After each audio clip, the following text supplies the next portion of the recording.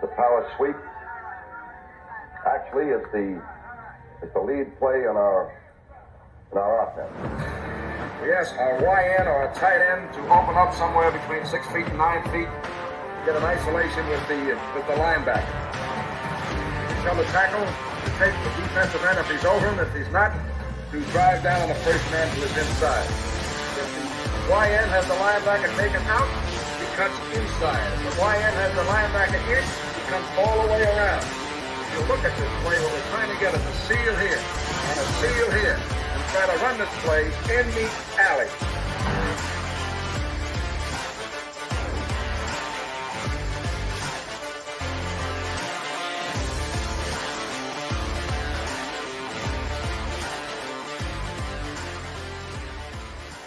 Hey, what's up, guys? Welcome into Packers Total Access. My name is Clayton. You can check us out on packernet.com. Find me on Twitter at Packers_access. Email us, PackersTotalAccess@gmail.com. Text us, 865-658-5824. Joined alongside Tim, live in Green Bay. A little surprise pod for you, ladies and gentlemen. Tim, you had to break out the Super Bowl jersey there on them, didn't you, bro? Man, we're talking linebackers today, right? Had to bust out the Clay Matthews, dust it off, put it out of the back of the closet, Yeah. I want to say one of the most underappreciated Packers in Green Bay history, but at the same time, man, he was a fan favorite. So maybe that is misstating that. He was just one of my favorite players to watch, man. One of my favorite linebackers for sure. Yeah. Play inside, play outside, just versatile, ferocious. Yeah. Overachiever his entire life, man. Came into USC undersized. I want to say he weighed like 180 pounds or something. Made it on the special teams, bulked up, and obviously the rest is history. Just like I said, such a great career with that jacked up hamstring too for so many years, and just able to still get it done, man. So salute to one of the greats, man. Clay Matthews for sure. I think my favorite Clay Matthews play is definitely the spill it, pick it, spill it, fumble, forced fumble in that Super Bowl. But if you had to say what's your second favorite, it's probably when he ran down Adrian Peterson, ripped the ball out of his hands, and took it back for 6. Like it didn't even touch the ground. Give me that ball, kid. What are you doing? Yep, for sure. That was one of the things too, man, that I always loved about him is he was so big, so strong, but just so freaking athletic. It was just unreal just watching him play, man. Yeah, definitely. Let's go to the chat here. CJN says, good morning, PTA posse. And he said, nice to finally catch a show live. Hey, glad you made it, CGN. Glad to see you in here, buddy. Ayo Chaos. There you go. What's up, buddy? He said, I need to know what y'all think about this new swing tackle. We hit on it last night on PTA Live. He's a guy that coming out of college, I think he was the 22nd pick. We looked him up on the consensus big board. I think he finished right before the draft. He was 19th on the consensus big board in 2019. But, not going to get in here and sugarcoat it. He has underperformed immensely at the NFL level. Now, change of scenery, maybe that fixes things. I think what it tells you is his market value was at the lowest point it's ever been, right? In his entire career, and him being, of course, I already deleted it. What was his name? Do you even remember his name, Tim? It's already. I erased the screen grab. Andre Dillard. So he has not performed well. He played for the Eagles, played for the Titans. Market absolutely in the tank. So the Packers pick him up. I guarantee you they went back, and they do this in free agency. We kind of mention it as free agency opens up every year, that the way these teams approach this, they've got guys scouting and grading players throughout the entire year, but they also immediately go back to their draft board from the year that person came out and go, okay, what grade did we have on him? All right, what did the scouting reports show? Were there any red flags? All right, what were his strengths, his weaknesses? Then you go look at the tape of him at another location, another team, and go, okay, well, they didn't utilize him right. Maybe they're looking at it that way. Maybe they're looking at it like, hey, maybe a change of scenery. I don't think he's going to live up to a first-round talent at this point in his career, being Dillard.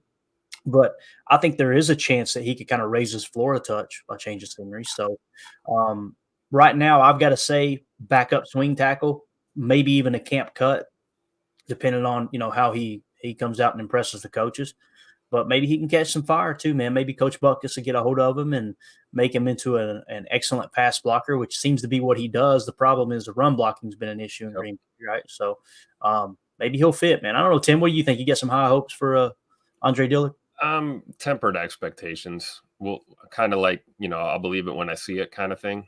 And, we're what, almost 3 years into the Caleb Jones project. We talked about him last night. I think he might be the first swing tackle, a guy who could probably play left and right tackle. We'll see. So I think they want to see what Big Caleb's got going into this year. And then obviously Mr. What is his name again? Andre Dillard, Mr. Dillard.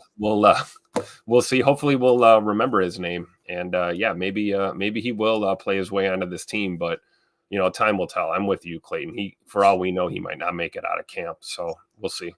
Yeah, for sure, man. So some other news that broke here. I believe we had a new top 30 visit, if I seen correctly.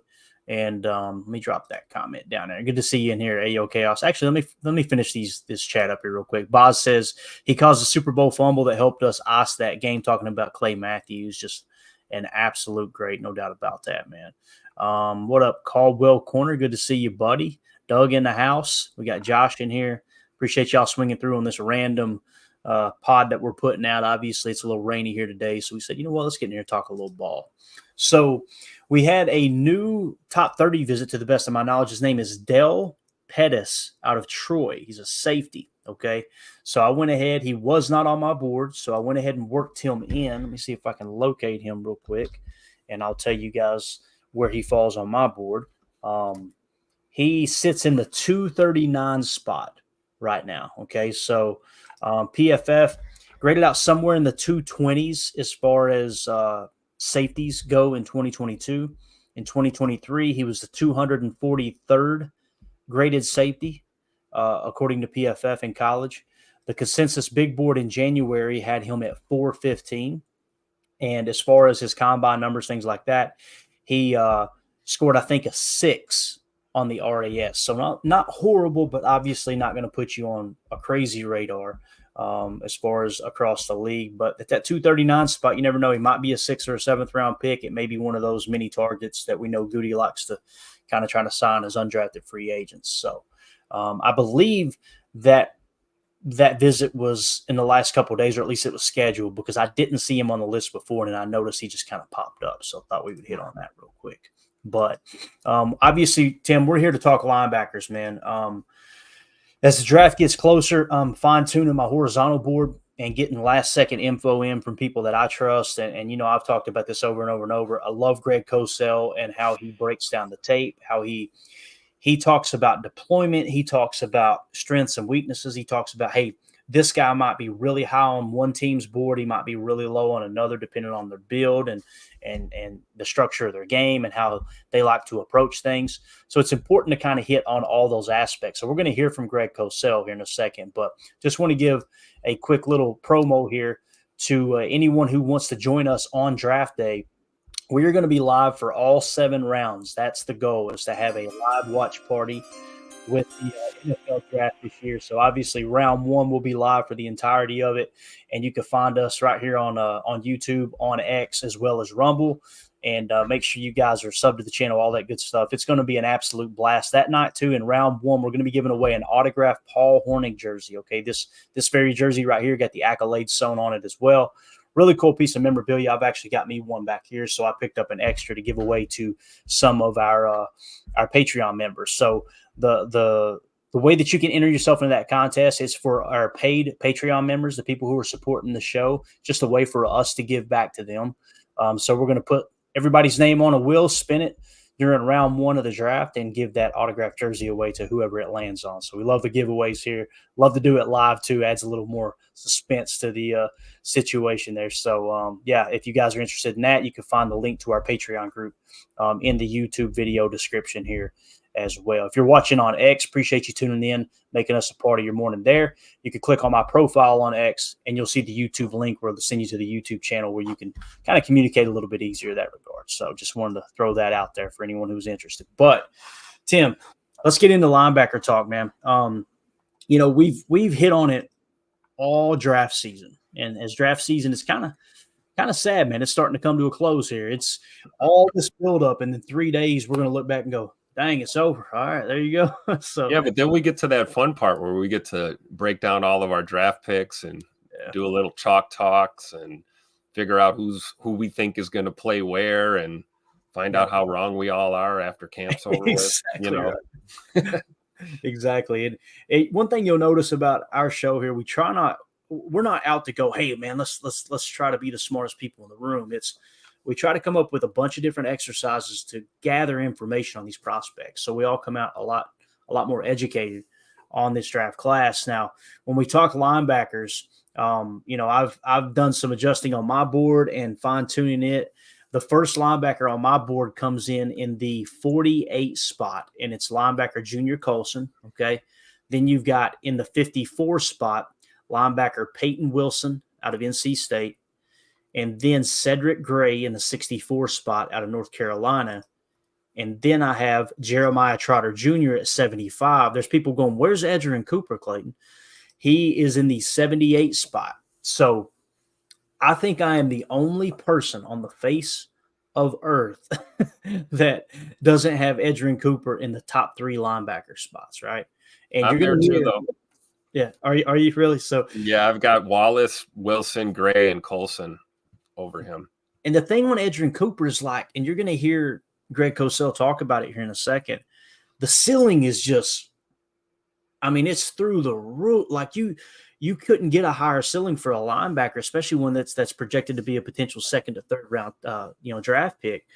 But I'm not a big fan of that, man. I want those guys that's got the higher floor I would rather have a higher floor, lower ceiling than a higher ceiling, lower floor, if that makes sense. And you kind of see that with Quay, and we hope he develops under Jeff Hafley. We hope he takes a step forward. But if there's any of these linebackers that you look up and go, yep, that's probably Goody's guy, Edgerrin Cooper is the one that comes to mind the most because the RAS is through the roof, right? He's got just crazy upside. You're going to hear Greg Cosell say that he thinks he's the best linebacker in the draft, but then he cuts himself off and says he just might not be a starter right away. It's like, wait a minute, what? So he's the best linebacker. That's what he's talking about. The NFL level, when prospects come out, it's about projecting those picks. Like what do you think you could turn them into rather than how good are they now, right? So let's waste no more time. Let's just get right into it. I'm going to play this audio. Guys, this is going to be about 8 or 9 minutes long, and we're going to stop it after each prospect. They hit on about 3 different linebackers. And this comes from one of my favorite podcasters, one of my favorite podcasts in the Ross Tucker Football Podcast. Greg Cosell is a guest on there all the time. So make sure you go give them a like, a follow, a share, all that stuff. They just do phenomenal work. Again, this is Greg Cosell on the Ross Tucker Football Podcast. They're going to talk a little linebacker. We'll pause it after each prospect. Here we go. Let's dive into the linebackers. I'm not even going to ask you the question about position importance. We talk about it every year. I'm not doing it. If you want to hear that, go back to last year and the year before that. All of our shows are archived, on podcast, youtube.com/Ross Tucker NFL. But let's talk about off the ball linebackers. And, it's not an important position until you're getting smoked at that position. Then it's an important position. You've been in that spot, Tim? I know I have. Yeah, buddy. It's not that important. You shouldn't take one that high, and then you're getting, you're having Raheem Mostert run down your throat for 200 yards. You're like, man, I sure wish we had us a linebacker. Well, no position is important until you don't have anybody good playing the position. Yeah, exactly. All right. Yeah. So some of the guys that you hear a lot about, Junior Coulson from Michigan, Payton Wilson, NC State, Jeremiah Trotter Jr., Clemson. Was there a guy that – I always like to ask you this, Greg. Was there a guy that jumped out to you that you really liked or really thought was impressive? Again, I know I say this every week, but they're different. I mean, you're talking about Wilson at 6'4 plus. You're talking about Coulson, who's built perfectly for an off-the-ball stack backer at 6'2", 238. You're talking about Trotter, who's 6 feet. And my guess is there'll be some teams, because of the critical factors element, that's what teams do. They assign critical factors to each position. And They don't usually draft exceptions. But Jeremiah Trotter's tape is really good. He was a fun watch. He's such a smart, savvy, aware player, sees things immediately. He's one of those guys, the term we always use is key and diagnose. He sees it. He attacks. He's a really good blitzer. He's just 6 feet, 228. That's going to be seen as small. Some teams will say, you know what? Not for me. But his tape is really good. And we know who his dad is. I remember his dad sitting with me here in my office at NFL Films, watching tape when he retired. And I guarantee he's imparted a lot of wisdom to his son. And then you have Payton Wilson. All right, so let's stop right there. Jeremiah Trotter Jr. If he had been 6'2", Tim, I mean, there would have been no negatives, right? Like, he basically said, this dude's a perfect prospect at the linebacker position. He's just not big enough, right? Yep. So that's what we're talking about. It's like, for me, that's a hard pill to swallow, because I never look up on game day and go, God, that guy was just an inch taller. But I do find myself going, why are we so late to the football? Why are we having trouble shedding blocks? Why are we allowing a route concept, a route combination develop right before our eyes and not reacting, knowing when they're in a twin set or a trip set or a tray gun, this is what they like to do the large majority of the time. So he's one of those read and diagnose guys. There's no doubt about that. Now, when we look at him again on the vertical board here, and I'll try to get it to where it's zoomed in a little bit better for you guys and gals. If you scroll down here, we're going to find our boy, or up, I'm sorry. Where's he at? Let me find him real quick. There's Junior Coulson. Where's our boy Jeremiah Trotter? So you'll see Jeremiah Trotter Jr. in the 75 spot. PFF grade 2022, 15th best linebacker. 2023, 21st best linebacker. Consensus big board in January had him at 54. So after the season ended, why did he drop? Like, he played great football and he dropped, 22 spots, right? So how does that happen? We've talked about it. We're not going to, beat a dead horse here. The 33rd team has them in the 138 spot. What I love about the 33rd team is their website, their database, their team, if you will, is a whole bunch of former coaches and executives. So they're looking at it like, what kind of grade can we put on a guy who's not even 6 foot tall? He dropped again on 33rd team. So where's he at now? 173 overall. So he dropped another 40 spots. Now, keep in mind, the tape hasn't changed. So what's causing him to drop? Projection, right? They're kind of projecting him like, okay, he's not big enough to play inside linebacker at the NFL level, at least, to a certain level. I'm keeping him right where he's at, man. I'm telling you, if he drops even lower and we're able to nab him as a will backer like in the 90s, oh, my goodness, dude. I would lose my mind. So they had him in the 138 spot before, right? Obviously didn't participate as far as combine, things like that. And Greg Cosell really, really liked Jeremiah Trotter Jr. So, again, he comes in the 76 spot. Now, I want to show you guys – actually, I'll wait to the end to show my horizontal board. I was going to show my horizontal board. We'll wait to the end, though, because I definitely want you guys to see how the horizontal board will speak to you from a positional standpoint. It's a really, really cool exercise we're going to do there. But let's get back to Ross Tucker. First of all, Tim, Jeremiah Trotter Jr., is that not pretty much what we've said all year long? Like, that's what we came away with. Like, there was not one negative comment from Greg Cosell about Trotter, right? Right, other than the size, right? And that's like the running narrative with him. And it's like, well, I guess we'll know when we see him out there, with NFL players going out there and playing. Hopefully it's in a Packer uniform. Right. We'll see. But, we've seen that in multiple positions before. I guess you're a little more concerned when it comes to things like, linebacker or D-line, for example, about guys being undersized. Probably a little bit more of a concern than maybe a corner or even a safety or something. So, but time will tell with Trotter Jr. I think he's the real deal. Yeah. And, it's like, when you kind of look at it and you go, okay, obviously the size is the issue here. That's what's causing him to drop. How many times have we watched the Packers play and feel like people are playing, they're late to the ball. They're not diagnosing quick enough. I call it playing with your eyes. It's called eye speed. I'll tell you someone else in this draft that's very similar is Tyler Nubin. You turn on the tape and you see he's a half a step in the right direction before everyone else. Yep. Well, his combine numbers weren't great. Okay, I got you. But that half a step, it doesn't matter how fast you are, in my opinion. If you're going to be a half a step to a full step late because it's taking you a minute to kind of compute what's going on, then doesn't that make you kind of both even? Kind of cancels it out, yeah. I mean, that jumped off the tape with Xavier McKinney for sure. I mean, the way he would just see it well before anybody else was. And we've seen him, recover, being on the weak side and then getting to the strong side like no problem, just because he simply sees the play develop before anybody else. I think that goes hand in hand with, like you talk about, football IQ or FBI. What's your football intelligence?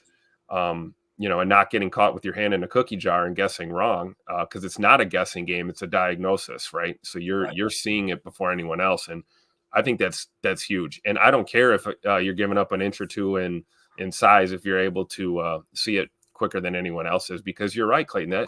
That has nothing to do with size or speed. That's a football IQ kind of thing, or a feel type of thing when you're out there on the field. And we've definitely had issues with that the past couple of years on defense.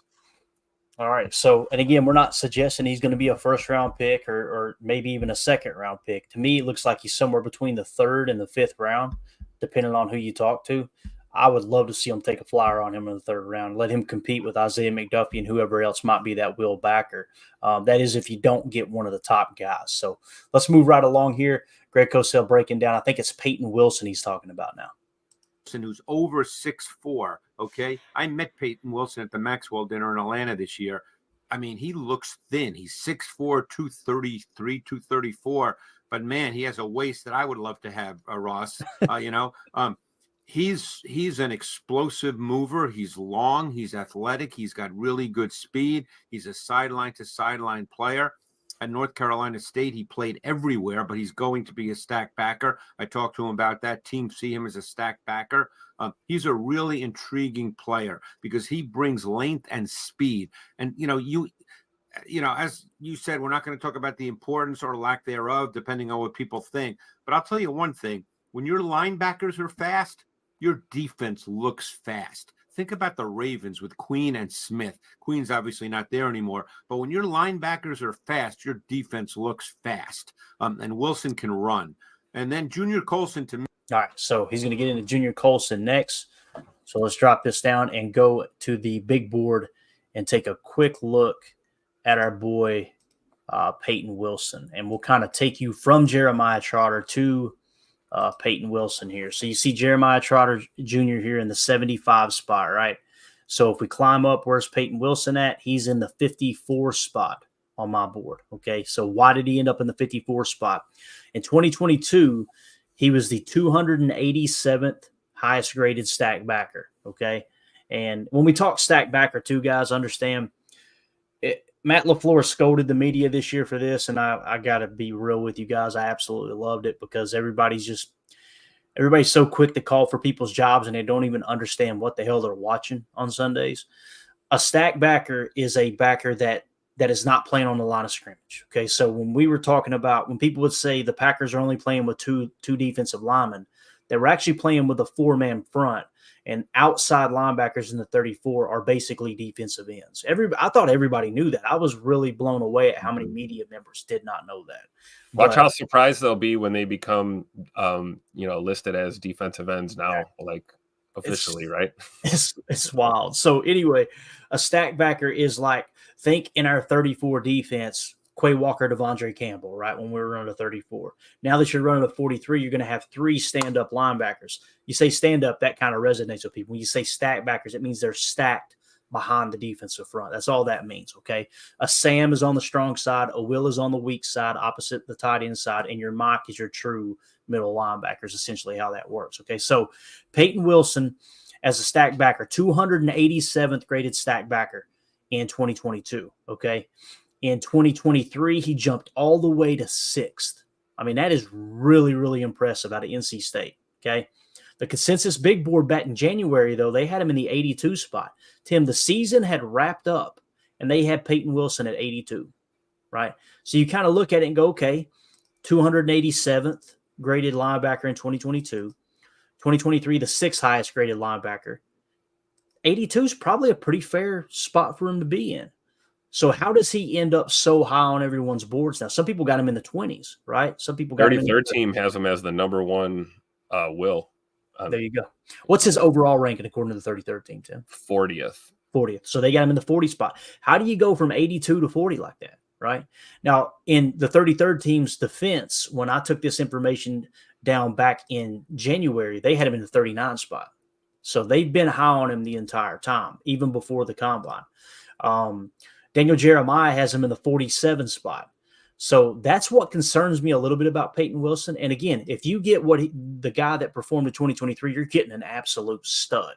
I understand there's injury concerns. He will be labeled red on my board just so it makes your mind go, whoa, okay, on the horizontal board, why is he red? Let's go look at that. Injuries, personal issues, whatever it may be. For him, it'll be injury concern because I think he's had 2 ACLs, if I remember correctly.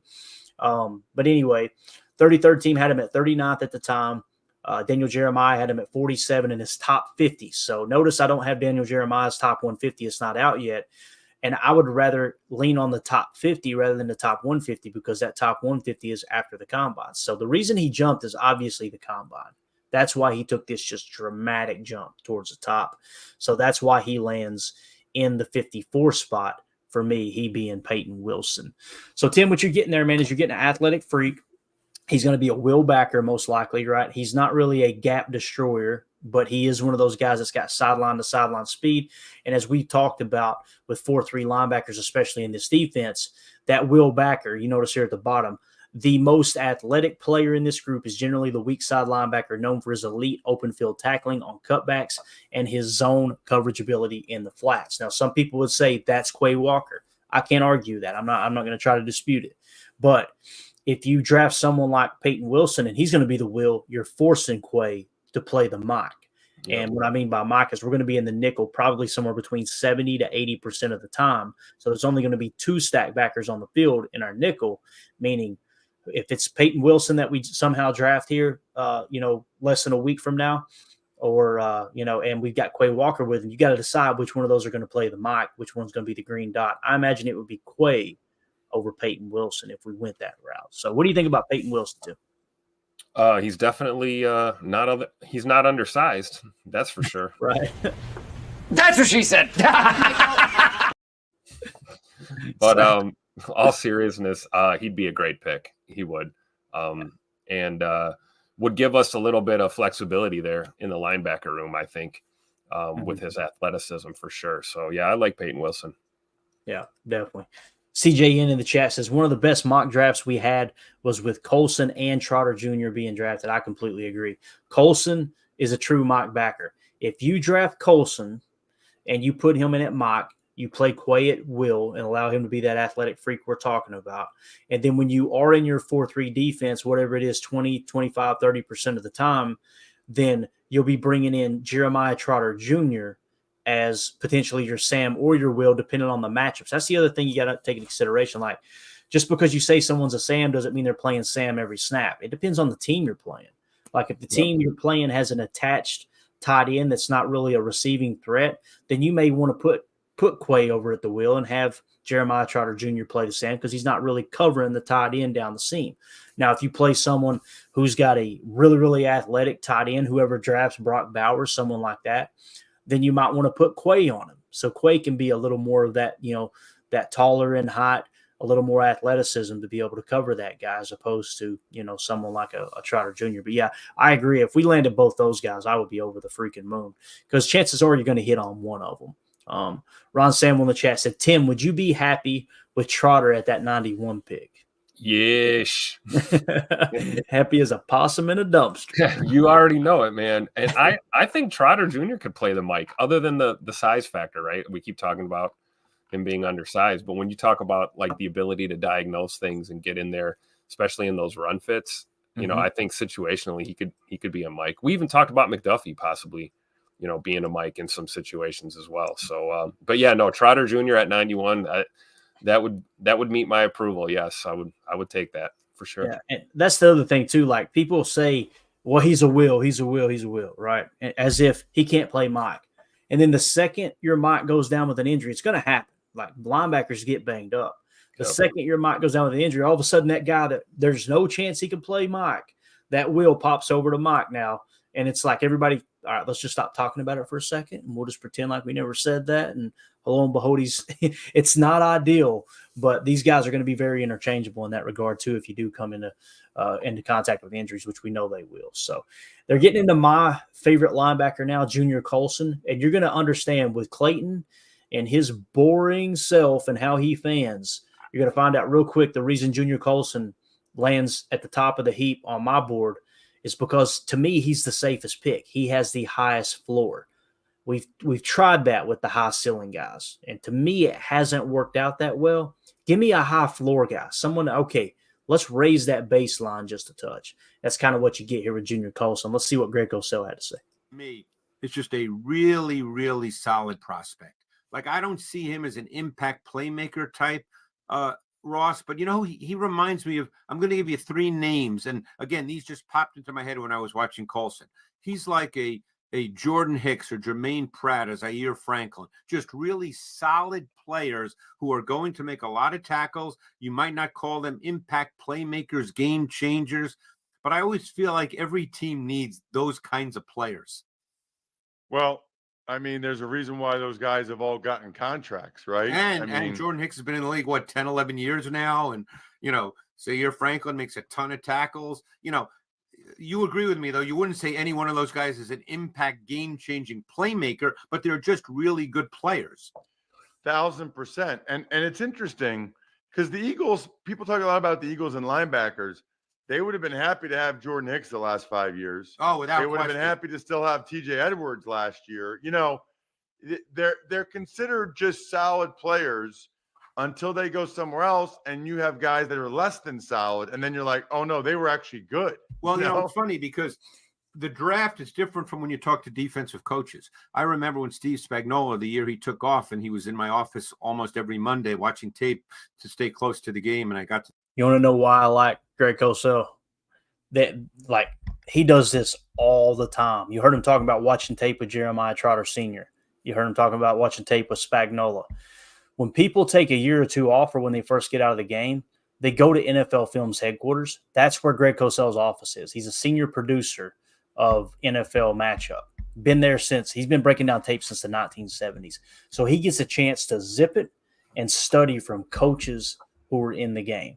And I guarantee you those coaches will tell you they've learned from him too. So he's just like a professor hanging out at NFL Films all the time.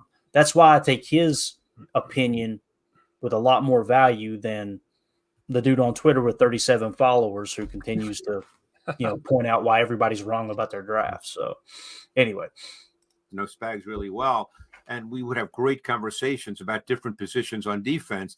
And the one thing, this is the way coaches think, which is different than fans, draft gurus, whatever you want to call whatever we do. And he said, the thing is, if you don't have good players at certain positions, it limits your playbook. And I don't think people think like that, but coaches do, because they can't do certain things if they don't feel that the player at a given position is not good enough to be able to do those things. And that changes the way they go about game planning, putting together their defense, calling a game. So, it's easy to say a position is not important until you don't have a good guy there. It's such a good point, Greg. Another good point? All right, so they're going to get a quick ad in here on us, but let me drop that down real quick now, Tim, and I'm going to show you my vertical board once again and where Junior Coulson sits and why he sits there. So keep in mind, this has nothing to do with what Greg Cosell had to say about him. That bonus is added in, of course. But when you look at Junior Coulson here on my board, he is sitting right here's Payton Wilson, right in the 54th spot. And then you jump up the 48th is, keep in mind, there's a one-spot placeholder. That's why I'm going one less than what the number actually is. So 48th on my board is Junior Coulson. Why is that? This is a great opportunity to compare these two prospects, right? Junior Coulson's PFF grade in 2022 was 142nd amongst stacked backers. Payton Wilson's was 287th. So 130 spots higher, players higher in 2022. All right. Payton Wilson was the 6th highest graded linebacker in 2023. Junior Coulson was the 52nd. You're seeing a more stable, a less volatile grade there, right, Tim? Like you're seeing someone who's a little more consistent in that regard. Now, Payton Wilson was in the 82 spot back in January on the consensus big board. Junior Coulson was 85th, so they're neck and neck right there, right? Yep. Payton Wilson was 39th on the 33rd team's board at the time that I took the information down. Junior Coulson was 35th. So you're seeing all the way across the board with Junior Coulson, you're just seeing a consistent, that high floor we're talking about. Daniel Jeremiah had him in the 45 spot. Oh, by the way, that's 2 spots higher than Payton Wilson. Now, that may change on his final 150 because some of that whole mock draft stuff, if he hears certain teams are interested in him, then let me raise him up a little bit. Obviously, there's more value there around him. I want to know what people thought when the season was over. I don't care about all the positive, the extra positive, negative comments, the rumor mill, all that stuff. I don't want to hear about that because that's how your board can get convoluted. Again, I trust Daniel Jeremiah. He's one of my favorite that covers the draft. But the other thing that hurt Junior Coulson, he did not participate in the combine, right? So you don't have that RAS. Payton Wilson got that maximum bonus of 5 points there, right? So that's why he comes in. I gave him a 3-point bonus based off of what Coulson said. And with Payton Wilson, I gave him a 5-point bonus because he was a little higher on Payton Wilson than Junior Coulson. But he pointed out with Junior Coulson, hey, look, this guy's more of a just a solid prospect. So what do you think of Junior Coulson, Tim? Freaking beast. And what sells it for me with him, if you a lot of different analysis has pointed this out, but it's his ability on third downs. He's one of these guys that when you get in these third down situations and you need a play, it's like he tunes up a little bit more on third down. And one of the things that has driven me absolutely bananas, bonkers, insane, crazy throughout the last 3 to 5 seasons is our inability to get off the field on third down and end these drives. And having a guy like this is going to be huge. Another positive is he plays quick. And he's able to cover too. So when you talk about those third and shorts where you might get a little deception, you might get a play action, or you might get an RPO or something, he's able, like you were saying, able to process that and see it and have good instincts there if he needs to fall back into coverage. So Junior Coulson is he's a beast. I hope we get him. I really do. If we land him and Trotter Jr. and then a couple of good corners and a safety, I will be just absolutely ecstatic on draft day for sure. Absolutely. Imagine if you were to take Junior Coulson's processing ability, his gap destroying ability, and coverage ability, right?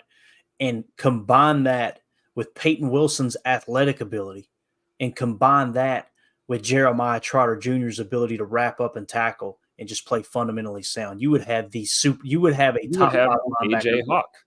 Right. You would have a top 5 linebacker pick. There's no doubt about it. And I think you described it to a T. That's whether you like AJ Hawk or think that he underperformed or not. AJ Hawk was taken in the top 5 for a reason. He could do all that. He was kind of that perfect linebacker prospect coming out when he did. Now, he wouldn't be today because they would consider him undersized now. But the guy was a team captain, all-time tackler in Packers history, Super Bowl champion, national champion in college football. He did it all, man. So, and with Coulson, man, even his weaknesses, they all strike me as things that when he gets to the NFL level, they can coach him out of. I agree. I completely agree. Yeah. Pursuit angles, taking bad angles. Like, okay, let's that's going to come with adjusting for the speed of the game too, right? You make that jump from college to the pros, and the first thing a lot of guys notice is, holy crap, everything's happening a lot faster. I think you can coach him up on taking better angles. Same thing with against the run, being balanced, like Mike Wall talks about from his offensive line perspective. It applies to the defense too. How you arrive at confrontation is how you handle it. Right. So I think those are things he can be coached up on. So he clearly, would you consider him a blue chip? I would say he's a blue chip. It's tough, man. I've never really gotten into the blue chip, red chip talk. I know Michael Lombardi does it. I'm ignorant. I don't, and I'm not saying that trying to joke. Like, I really don't understand. All right, I need to know what is the specification for what's a blue chip, what's a red chip. When I hear blue chip, I think that's a player that's the best of the best in the draft, right? I don't think Junior Coulson is that, if that's what that means, if that makes sense to him. A red chip is more of a like that next tier type guy. I just see Junior Coulson as he's the best linebacker in the draft, but I think he's a early second round pick. That's kind of where I see him. And again, you're going to get a guy who's going to be able to contribute a little bit more early, but don't be surprised if some of these athletic freaks like a Payton Wilson, if he stays healthy, of course, or an Edgerrin Cooper, if his game develops, he could pass Junior Coulson up as a linebacker in the NFL. It's just I would much rather take the safer pick there, especially when you're picking like in the second round. Just go get that slam dunk dude that can help you right now because, as we pointed out with the linebackers, current state of the linebackers on the Packers roster, it's like you got some bodies there. You got some guys. I like McDuffie. I just don't see him as a solid, like a quality starting linebacker. He's one of those guys that if he has to come in off the bench, I'm not going, oh, crap, McDuffie's in. I'm going, all right, it's all right. We got Duff. We're good. But him starting every week and then going to a third stringer, if he gets banged up, that makes me nervous. You know what I'm saying? So yeah, that's kind of how I see it. I think that when it comes to linebacker, the Packers are looking for that. They're looking for someone that's not going to be a project, someone that can probably come in and contribute, right away. I mean, the writing's on the wall. This team feels like they can run at a Lombardi. I believe they can run at a Lombardi. They exceeded expectations in a lot of respects last season. Yep. This season, they're dead serious. It's time to roll. We saw it with the acquisition of Josh Jacobs. We saw it with Xavier McKinney being brought in. We're going to see it here when Goody knocks this draft out of the park. They're looking for guys, especially on this defense, that are going to contribute in a meaningful way early and often in this season. So I'm excited. And they said that with their wallet this offseason when they went out and paid Xavier McKinney the money they did, right? Like they're going into the playoffs last year. It's like, okay, we barely squeaked into the playoffs. I'm going, all right, we still need some pieces. Then you absolutely boat race Dallas in Jerry World, and I'm like, Super Bowl window's open. Let's push the chips in the middle of the table here, and let's try to run at this thing. And like you said, if you can kind of knock this draft out of the park, man, you're going to be in good shape. So, yep. All right, let's do this. Let's get back to the clip here. We got one more prospect they're going to break down. And I apologize if you guys hear the pups barking in the background. We've got a visitor evidently. But let's get into Edgerrin Cooper now, all right, and see what he has to say about Edgerrin Cooper, who many people see as the best linebacker in this draft. That blue is delicious. I love it. Let's get through this ad wait first. For A, this weekend, and B, a week from the night, NFL draft. I think I'll be working, but if I'm not, I'll be drinking some Labatt Blue Lights with your friends and living life to the power of we always enjoy responsibly beer, Labatt USA, Buffalo, New York. What about, Greg, any of these other guys that are on the board, like a Edgerrin Cooper from Texas A&M? Well, let's talk Cooper. He's the most explosive stack backer in this draft class. I mean, this guy is a dynamic mover. He has playmaking traits. He's going to have to play more physically at the NFL level. He's not sort of a take on stack and shed guy, which leads me to believe he'll start his career in sub defenses. But this guy is explosive. He's a dynamic blitzer. There's no question, just in terms of sheer athletic movement and twitch and suddenness, that he is the number one guy at the stack backer position in this draft class, which, again, doesn't mean he's going to be the best player the second he walks in, day one in the league. But this guy is dynamic, and he will play early, but I think it'll be in sub defenses. You know what I think, Greg, that we don't. Tim, is it just me? That doesn't sound as appealing to Junior Coulson. No. You know what I'm saying? Like, and listen, he said it clear. He's the best linebacker in this draft. But we're going to have to play him in subs. It's like, hold up. It almost sounds contradictory, right? But right. And but I do understand what he's saying. Me too. Yeah, exactly. So it's tough. And the other thing too, he can blitz. He's a dynamic blitzer. Okay, so he's going to play Will or Sam.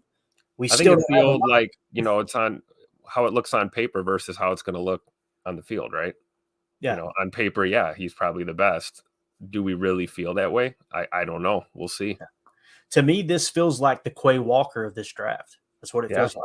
He's that guy that, hey, look, he may be a little lower on the boards, but someone's going to reach and they're going to grab him like the Packers grabbed Quay because the upside is just through the freaking roof. If you hit on him, you're going to have a solid linebacker for a very, very long time, a dynamic linebacker, a fast linebacker, someone who can play with a lot of speed and aggressiveness.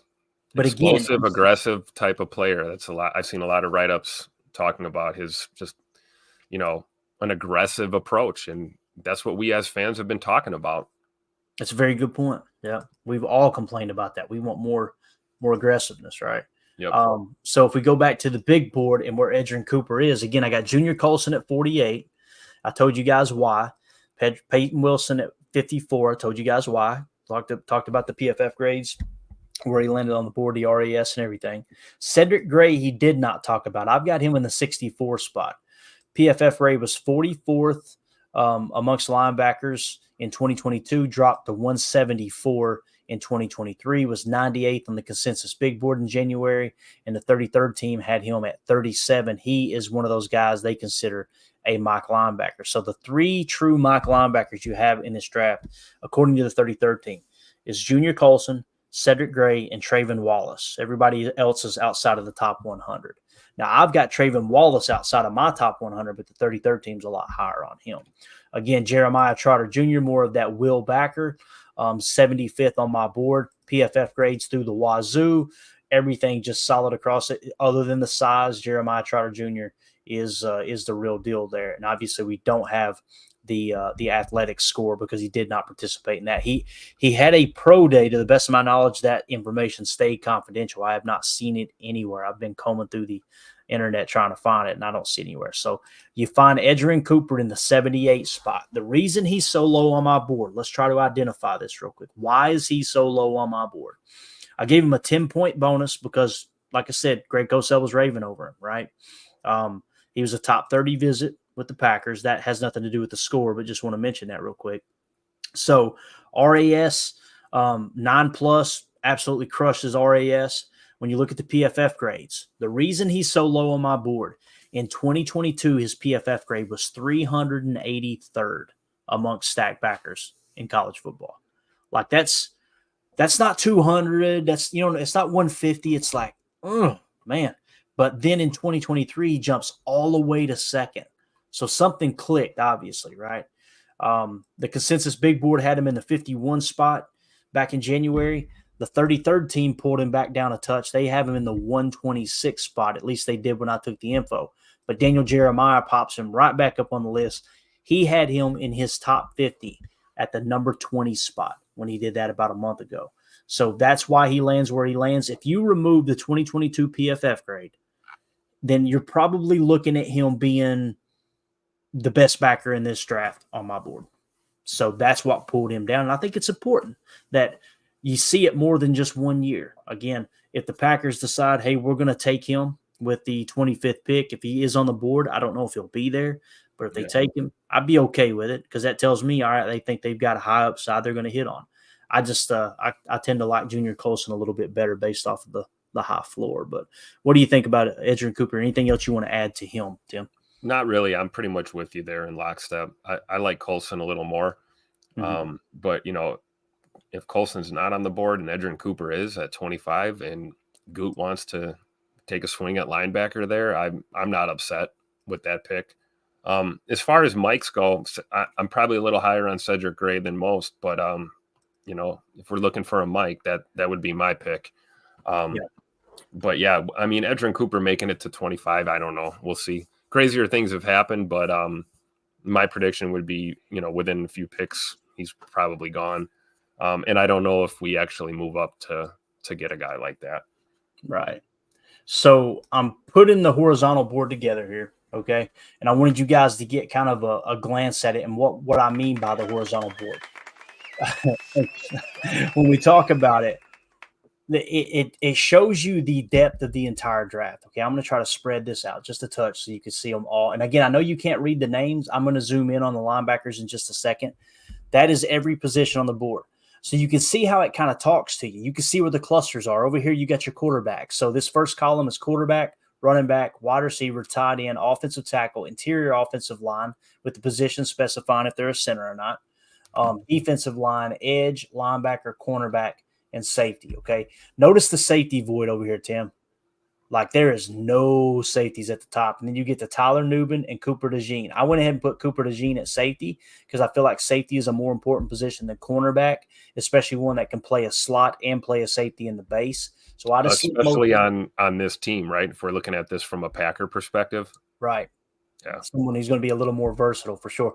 There's not many people that see Cooper DeJean as an outside corner. I know Packer fans love him. I like him as a slot corner and as a safety. I've not heard anyone go, oh, no, this dude's dynamic on the outside. It's always he can play on the outside, but he's more of a slot. He's more of a safety, right? So that's why I put him in the safety spot there.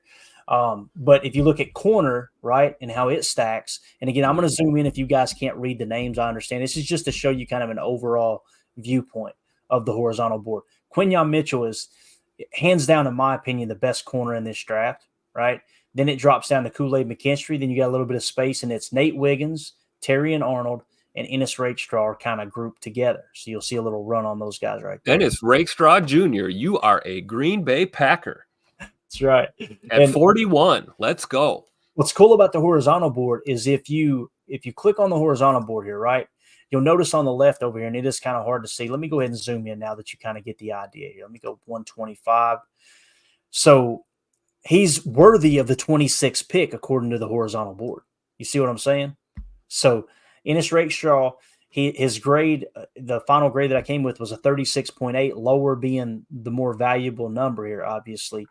If you used him, if you drafted him with the 26th pick, I'd be okay with it, right? Because that's kind of how he lines up on the horizontal board, because it shows you these guys are really, really close together and how they're graded. That's why it's important. So now if we key in on linebacker, like we were going to do here, which is this void right here where there's no one, I'm pretty sure. Yeah, so if you look at the defensive players, maybe we can kind of keep it zoomed in a little bit on defense. Let's start with defensive line and edge.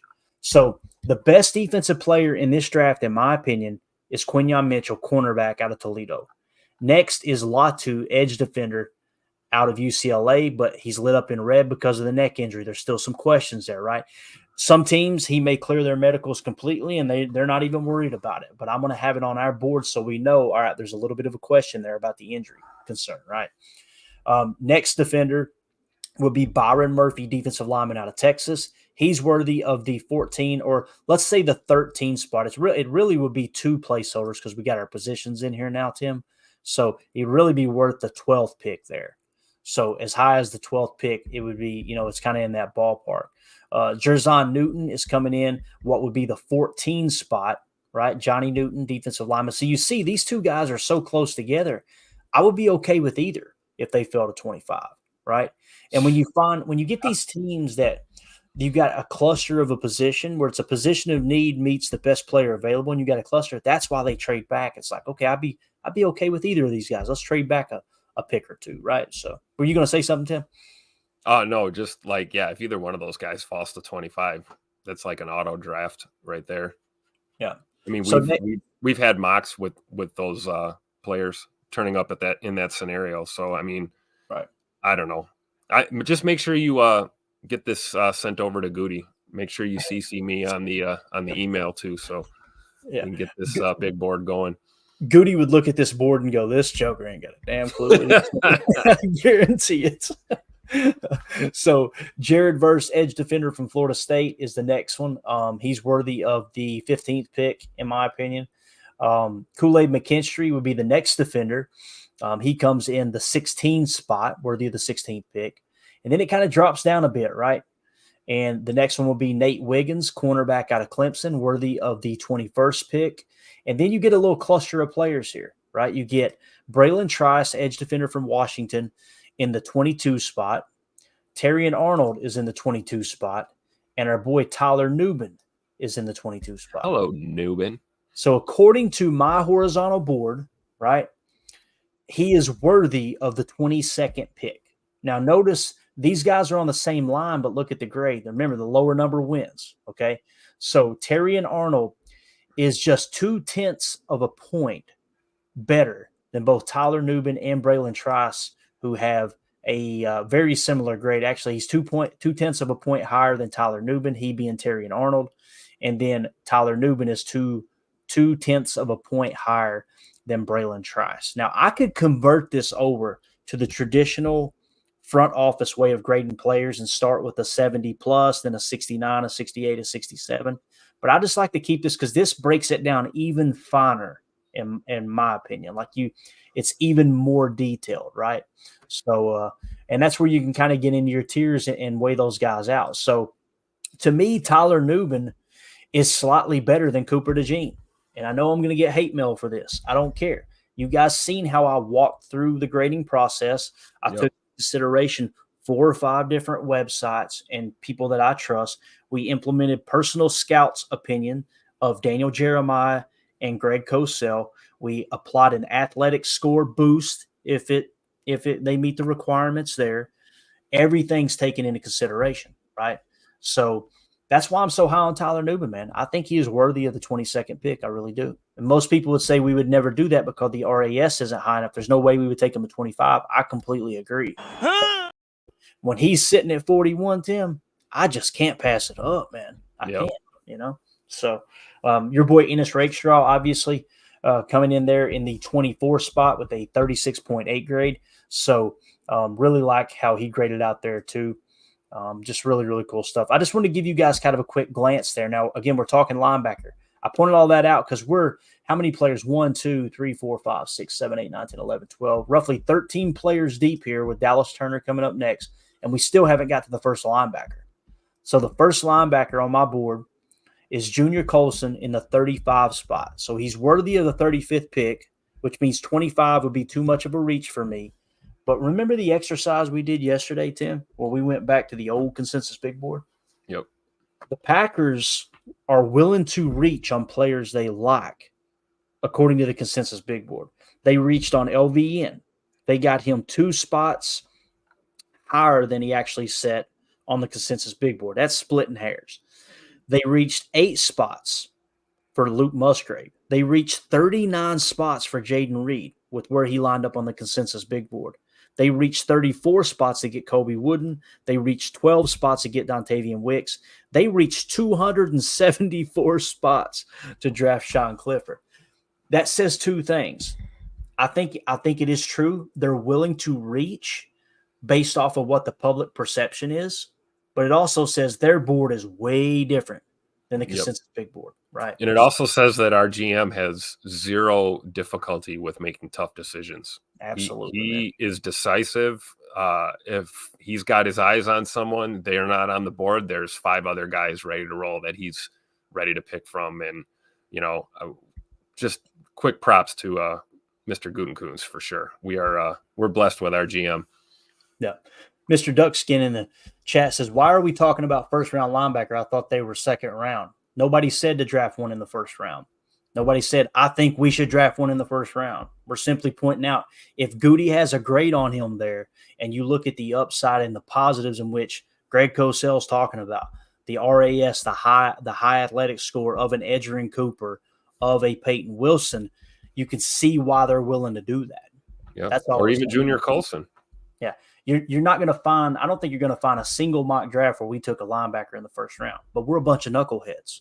No one said they were going to take Quay Walker. You're not going to find a human on earth other than Peter Schrager that said they should take Quay Walker with the 22nd. No one said we were going to take a corner in the first round a few years back, and then we drafted Jair. It all depends on what Goody has on his board, right, and where he sees the athletic upside for sure. Ben Holden says Nubin at 58. You give me Nubin at 58, man, I'm doing a happy dance over here. I promise you that. But Clayton's going to come up in here like, Who do you think you are? I am. I think it's a long shot for them to draft Nubin. I really do, because that athletic score is so low. But maybe they're looking up like last year and going, you know what, we did this with Reed, and this worked out pretty darn good. pretty good. Drew D in the chat said, if we keep Nubin in the box, I don't think RAS matters as much. So the second would make sense. He would definitely be the box safety, but safeties in today's NFL have got to be able to play both. We broke down 3 or 4 plays over Xavier McKinney with the Giants defense last year, right? Yep. As soon as they made the signing. And the thing we came away with then was like, this dude is playing all over the place. That's how every defense is in the league. Like, both safeties have to be interchangeable in today's game. It's no longer is it just you're just the box safety, you're going to be the free safety. It's got to be very, very interchangeable now. But I agree exactly with what you're saying there, Drew. The RAS doesn't matter. And that's the other thing, too. He plays with his eyes. He's always a half a step ahead of everyone else, he being Newman, just like Junior Coulson is. So just got – and Jeremiah Trotter is probably the best linebacker in this draft when it comes to playing with his eyes. He's just one step ahead. And I think that's got a lot to do with being raised by a former stud linebacker, you know. His dad constantly giving him tips on where to look, where to keep your eyes, what to key in on, what's the formation, what are the wide receiver splits, what's the left tackle doing with his hand right now? Why is he twitching his left hand if he's looking to run block? He's twitching to drop back here. Why does that slot receiver have his mouthpiece hanging? Right. What's going on here? People hear that and they think, oh, whatever. No, that's a real thing. Like those are tendencies they look for sure. Yep. Let's see here. All right. So back to linebacker. Junior Coulson, worthy of the 35th pick, in my opinion, as it sits right now. Again, these may shuffle just a touch, but this horizontal board is just about complete. Next is Payton Wilson, worthy of the 40th pick. So what's that tell you? At 41, I would be okay with that. At 41, I would be okay with Junior Coulson or Payton Wilson, really, or Cedric Gray at 41. I'd be fine with that. Cedric Gray comes in. Cedric Gray comes in at the 47 spot, right? And again, I'm going to turn him blue is what we're going to end up doing just to show you. Like, he's going to end up being blue. Junior Coulson's going to end up being blue. Oh, not green, blue. Colorblind for a minute. That means they are true mocks, right? So that's how we can kind of differentiate between those mock backers and the will backers. Again, Payton Wilson, he may get drafted by somebody and they turn him into a mock. He's just not shown that according to the 33rd team and according to people who keep saying, no, you want to use his athletic ability for him to blitz. That's not more of a mock gap destroyer type player. So if you slide on down, Jeremiah Trotter Jr., in my opinion, is worthy of the 55th pick. Edgerrin Cooper is worthy of the 56th pick. So him and Jeremiah Trotter Jr. are right there kind of bunched up together, right? And again, both of those are wills, so they're not going to get stamped with the blue. The next one will be Trayvon Wallace, and he'd be significantly lower on my board.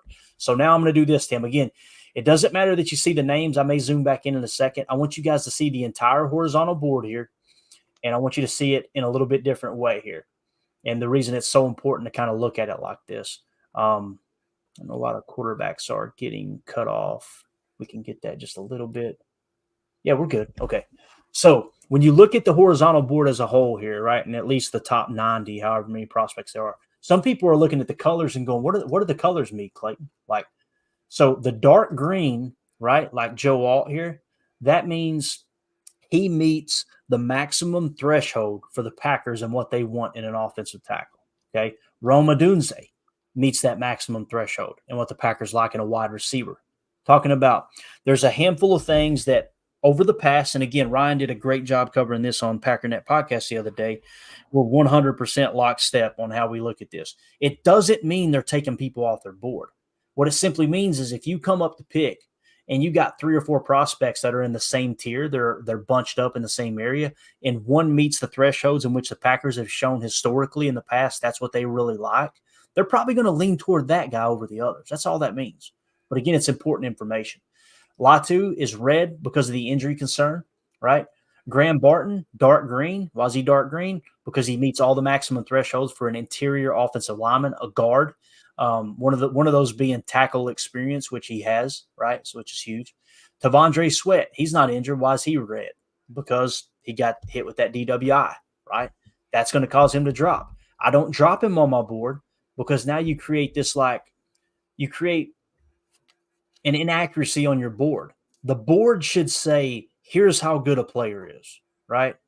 And then you have these little notifiers, these little notifications in this sense, or in this case, it being a red marker that says, oh, pause, go look at him. Something's there, right? And we know what it is. It's the DWI here recently. Some teams may look at that and go, oh, that was nothing. He was out at dinner with his mom and had a little something in his system, and it wasn't even a big issue. Others may look at it and go, nope, we're not going to have another Aaron Hernandez in our organization. We're taking him off the board, right? I'm not in no way, shape, or form trying to say Tavondre Sweat is on the same wavelength as Aaron Hernandez. I'm just simply saying people were looking at Aaron Hernandez the same way. And now the Patriots get absolutely roasted for it. Like, I can't believe you would put, citizens' personal health over drafting a player. No one knew he was going to turn into that, right? But that's why they do background checks, and they got, literally former government officials going around doing background checks on these players to make sure you don't come up with anything major. I don't think it's anything huge issue with Devondre Sweat, but I want to know there's something there. Dark green for Cooper BB, perfect threshold fit for the Packers. Trey Benson, running back out of Florida State, my best running back in the draft, perfect threshold fit for the Packers. Notice Audric Estime does not have the dark green, right, Tim? Neither does Blake Corum. Those guys are coupled right together. Some would consider them in the same tier of talent. If the Packers were going to take a running back at that position, they'd probably lean toward Trey Benson because he meets everything that they've drafted in the past as far as threshold. Does that make sense, man? Absolutely. All right. Chris Jenkins, defensive lineman, the first defensive lineman that I've got on my board that meets those thresholds. So someone that you might want to keep an eye on there, right? Chris Jenkins. There's a guy. Yeah. From Michigan. The tight end, Cade Stover, is the first tight end to meet all the criteria. Some people are going, Brock Bowers didn't meet the threshold. He didn't have all of his combine numbers. He didn't go to the combine, and he doesn't have a full RAS card. So you can't. I think everyone would agree he would meet them, but I'm not going to put it on my board because technically he didn't meet that. Right? Jatavian Sanders, obviously he is way better than Cade Stover. If you were in the tight end market here, as far as looking to potentially draft a tight end this draft, you would look at Jatavian Sanders and go, okay, he doesn't meet our thresholds, but man, look how much better he is on our horizontal board than Cade Stover, right? You probably lean toward Jatavian Sanders. That's what Ryan was saying on the pod. Don't sit here and pretend like, there's absolutely no way they're ever going to draft someone because of those thresholds. It's just not true, right? So since we're out of time, I want to jump down here and show you what the orange is. The orange is really interesting. Notice there's 3 A's at the backside of him too. Here, let me zoom in real quick just to show you guys if we can get to the right spot here. I want you to see what I'm talking about here when it comes to offensive tackle Tyler Guyton. Now, I'm not as big on Tyler Guyton. I think he's worthy of the 45th pick. But notice how he's oranged him, and notice how there's 3 A's there. Every time there's a marker, okay, that I have to put on a player, I just add an A. Just a quick reference of, okay, there's one thing that stood out. What's the one thing that stood out about Pooney? Dominic Pooney met all the thresholds. He gets an A. Okay. Tyler Guyton met the thresholds. He was also a top 30 visit, and he was a Senior Bowl participant. All 3 of those suggest the Packers would be all over Tyler Guyton in this draft. And he's 6'8", 322 pounds, a beast of a man. Athletic freak, which we know Goody loves. If there's someone right now that you say, Clayton, who's a wild card that the Packers would take at the 25th pick that doesn't line up on your board, I'm saying this guy right here, Tyler Guyton out of Oklahoma. I'm not saying I like the pick. I think it's a little early. But again, that's why Goody gets paid the big bucks, and I'm just a dumb redneck over here trying to figure things out. Can you imagine Tyler Guyton and Caleb Jones at your tackles? Oh my gosh, dude! Like two big, gigantic castles on each side of your line. Yeah, absolutely wild, dude. So that's what that color means. Okay, that orange. Now, some people are going, "What's the magenta?" Right? The whatever color you want to call that. Let's zoom in on it real quick, and we'll explain what that is, and we'll get out of here. If you zoom in on that purplish color, right? You've got Oladapo, safety out of Oregon State. Notice there's 2 A's there, right? If they're in the magenta color, what it means is top 30 visit, and they were at the Senior Bowl, both of which the Packers have drafted a significant amount of players that were at the Senior Bowl, and then, of course, the top 30 visits go without saying. So that's what kind of identifies them. When you have those 2 things line up, as well as the threshold, notice if he met the threshold, Tim, he would be an orange like Tyler Guyton. That makes sense? So, absolutely. That's how the horizontal board talks to you the entire draft. It's something that I've done now for about 10 years, not in spreadsheet form. This is the first year I've done it in spreadsheet form. I usually got the old school behind me and just mark it up on a grease board. But that's how the horizontal board talks to you as you go through the draft. And you guys see all this is an extension of my vertical board. Here's their rankings, and I'm just placing them in. Notice all this space right here.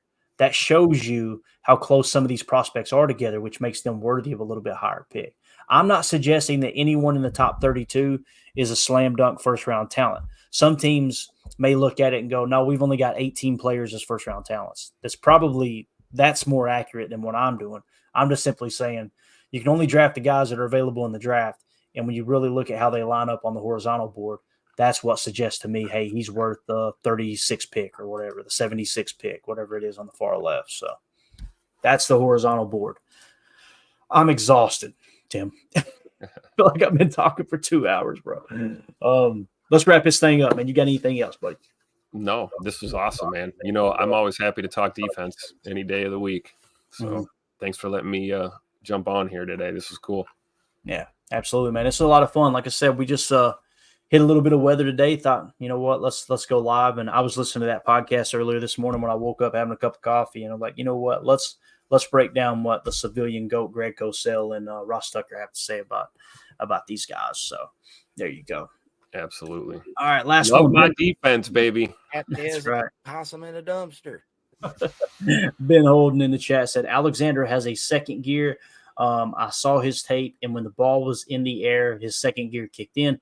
That's when I knew he was going to be the best in the draft. Talking about Jair, I'm sure.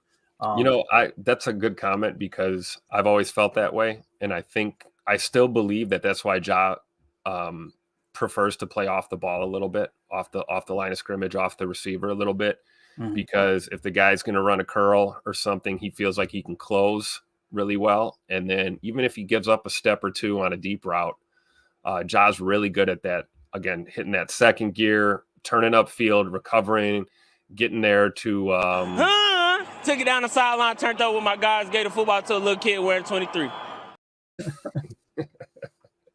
Exactly. Oh man. So when you look at the board as a whole, Tim, we'll wrap up right here. Offense heavy on the front side. The defense, to me, it looks like the defensive players kind of take over right around the 10 spot. Let's see here. 1, 2, 3, 4, 5, 6, 7, 8, 9. Yeah, right around the 11 spot, the defensive players start to take over a touch. And that's what's exciting about this draft, because I think we would all agree we need to focus on defense and offensive line, right? Like defense as a whole, and shore up the offensive line a bit with the run blocking more specifically. So when you look at it from that perspective, you're going to have a minimum of 3 quarterbacks fly off the board in the top 5. You're probably going to have 3 wide receivers fly off the board within the top 10, right? You'll have another couple of quarterbacks probably get reached on as well. By the time the Packers pick, man, the majority, they're going to be right in the wheelhouse for defensive players. That's why we kind of feel like there's no reason to trade up. And now you guys understand after seeing this horizontal board that when we did the exercise that the listener asked us to trade up to 16, when we traded up to 16, Quinyon Mitchell was the pick because he's the best defensive player in the draft according to my board, how it sits. Again, I'm not saying I'm right. You guys, you be the judge of that. I've walked through all the criteria of how I build the horizontal board. I try to take multiple outlets into consideration of, okay, let's put their information in the database. All right, here's the final grade. It's not my personal opinion. I haven't watched these guys and went, I like him better than him. My ego isn't that big. I'm not going to sit here and pretend like I can break down game tape like scouts. What I can do is break down game tape and show you here's what happened and why it happened. But I'm not going to sit here and pretend like I can identify that guy's hips are fluid. That guy has great lateral explosion. I'm not gonna lie about it. I don't have interest in doing that either, to be honest with you. So you could probably learn that over the course of multiple years of breaking down tape. But the fact that you got people that have already gone before you, like Greg Cosell, like your Ross Tuckers, like your Daniel Jeremiahs, utilize them, man. Utilize them. Make sure you give them credit, but utilize them. Because they're the people that I turn to for sure. So there you go. Drew D in the chat. Last one, man. We're way over here. He says, I'm hoping we protect our franchise quarterback. Yeah, I'm not opposed to taking a really good left tackle if one falls right in our lap. I just don't know if it's going to happen with the way the board sits. I feel like there's a good chance that Joe Alt, Fuaga, Latham, all those guys are going to be kind of off the board by the time we pick. Even Fontana probably not going to be there. Yeah, I don't see it. Mims will be there, and Mims, you guys know I wasn't as high on him earlier when we worked up the board.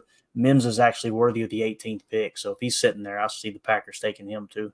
But again, he doesn't meet all the threshold criteria. But yeah, so all right, let's get out of here, Tim. Appreciate you, buddy. This is a lot of fun, man.